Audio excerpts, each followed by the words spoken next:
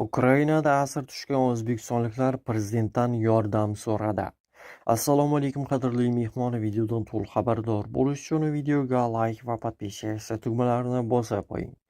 O'tgan haftada Ukraina hududidagi qurolli mojaroda xorijiy fuqarolarning ishtirokiga bag'ishlangan "Yashashni xohlayman" loyihasini nashr etish doirasida Rossiya Federatsiyasi qurolli kuchlari tomonidan jangovar harakatlarda qatnashgan 1110 nafar O'zbekiston fuqarosi ro'yxati e'lon qilindi.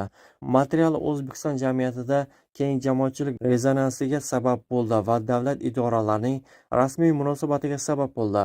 O'zbekiston Respublikasi Tashqi ishlar vazirligi nashr mazmunidan xavotir bildirgan, bayonot berdi va keltirilgan faktlar bo'yicha tekshiruvlar boshlanganligini e'lon qildi. Shuningdek, ma'lumotlar tasdiqlansa, tegishli qaror qabul qilinishini ta'kidladi.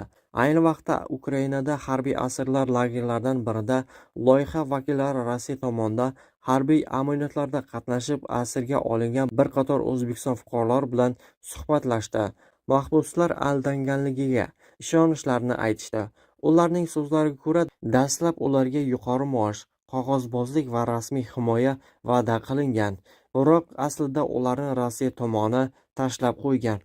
Ular endi mahbuslar almashinuvi ro'yxatiga kiritilishi umidida, biroq hozircha bunday qadamlar qo'yilmaganini aytishmoqda.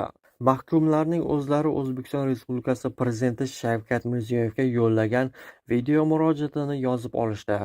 Unda ular ehtimoliy harbiy asirlarni almashish doirasida o'z vatanlariga tezroq qaytishlari uchun rasmiy Toshkentdan yordam so'rashga umid bildirishgan. Ular o'z yurtlaridan himoya va yordamga muhtoj ekanligini ta'kidlaydilar. "Men yashashni xohlayman" loyihasi Ukraina hukumati tomonidan Rossiya askarlari va harbiy amaliyotlar ishtirokchilarining taslim bo'lishiga, shuningdek, mahbuslar va almashinuvlar bilan ishlashga qaratilgan gumanitar dastur doirasida yaratilgan. Oxirgi oylarda u Rossiya tomondagi mojaro zonasiga, xususan Markaziy Osiyo davlatlaridan kelgan xorijiy yollanma askarlar va ko'ngillilar ham ishtirok etganligini ta'kidladi.